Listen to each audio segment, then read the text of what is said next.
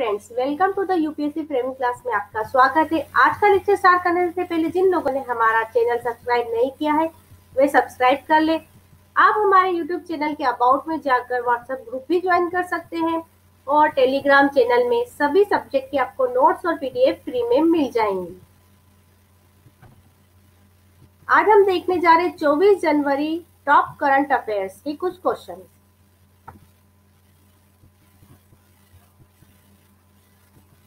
तो आज का हमारा पहला क्वेश्चन है, हाल ही में जारी वैश्विक लोकतंत्र सूचांक में भारत का कौन सा स्थान मिला है? तो भारत को 51वां स्थान मिला है।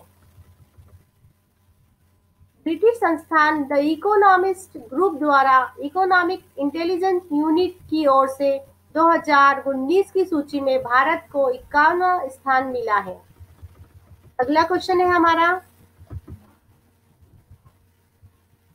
निम्नलिखित में से किस दिन प्रत्येक वर्ष सुभाष चंद्र बोस जयंती मनाई जाती है? तो 23 जनवरी के दिन सुभाष चंद्र बोस जयंती मनाई जाती है।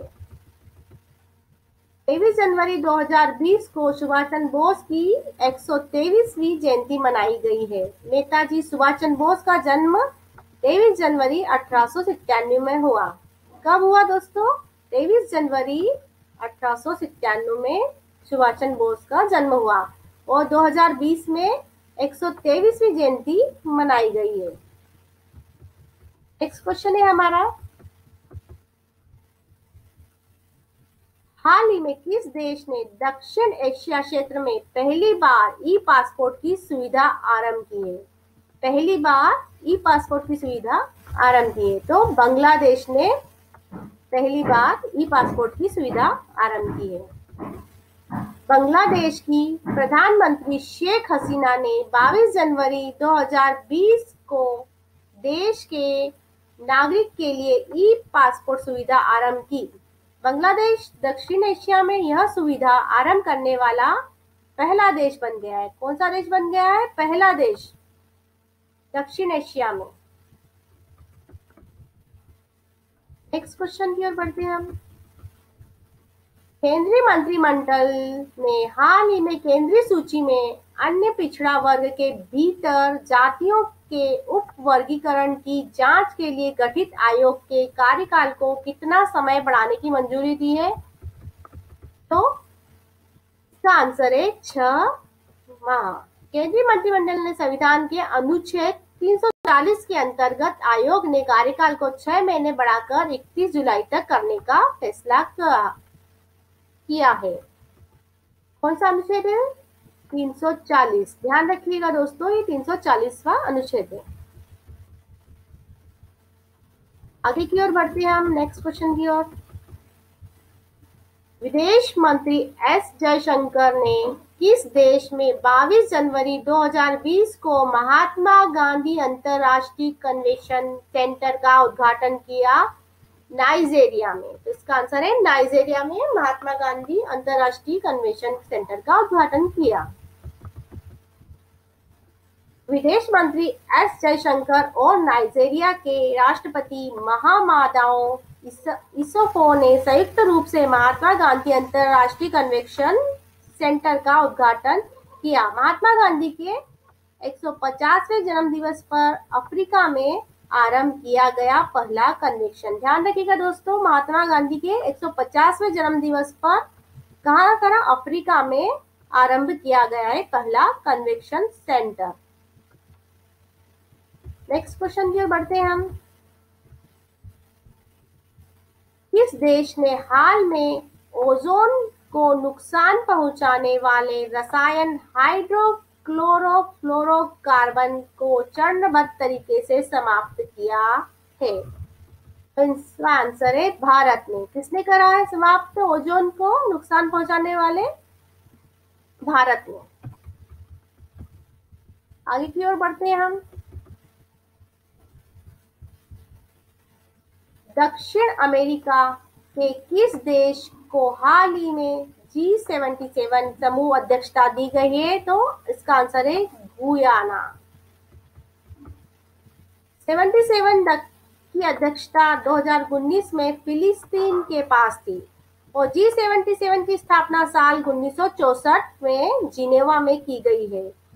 यह विकासशील देशों के अंतर सरकारी संगठन है। भारत भी इस समूह का सदस्य है। तो यह 2019 में फिलिस्तीन के पास थी पहले, उसके बाद इसकी स्थापना 1964 में जिनेवा में की गई है। ध्यान रखिएगा दोस्तों, इसकी स्थापना जिनेवा में की गई है। नेक्स्ट क्वेश्चन की ओर बढ़ते हैं हम।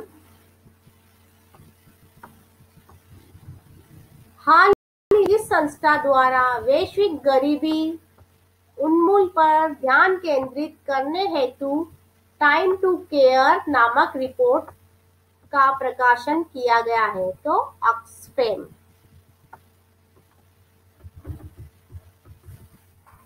ऑक्सफैम की स्थापना 1942 में हुई। इसका मुख्यालय कहाँ है? केन्या की राजधानी नैरोबी में स्थित है। ध्यान रखिएगा दोस्तों, ये इसका मुख्यालय केन्या की राजधानी नैरोबी में स्थित है और इसकी स्थापना 1942 में हुई थी। आगे की ओर बढ़ते हैं हम।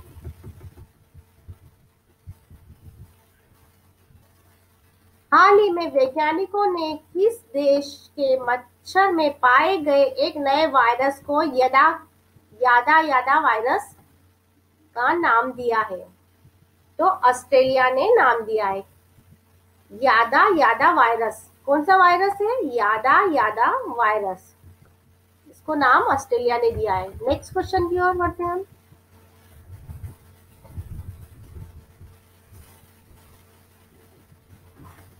हाल ही में जारी वैश्विक प्रतिस्पर्धा सूचांक में भारत किस स्थान पर है? तो भारत 72 स्थान पर है, 72। यह सूचांक दुनिया के देशों को उन्नति, तरक्की करने और प्रतिभाओं को अपने साथ बनाए रखने और आकर्षित करने की उनकी क्षमता के आधार पर तैयार किया जाता है। इस आधार पर उनकी रैंकिंग की जाती है। वैश्विक प्रतिभाओं के मामले में प्रतिस्पर्धा को मापने वाले इस सूचांकों में दुनिया के 132 देशों को शामिल किया गया है। कितने देशों को शामिल किया गया है? 132 देशों को।